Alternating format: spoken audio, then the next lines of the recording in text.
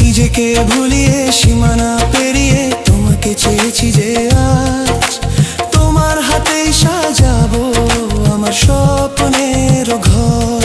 আমি তোমার প্রেমে পড়ে দুনিয়া ভুলে গেছি, তোমার ওই মায়াবী হাসি আমি দেখতে ভালোবাসি।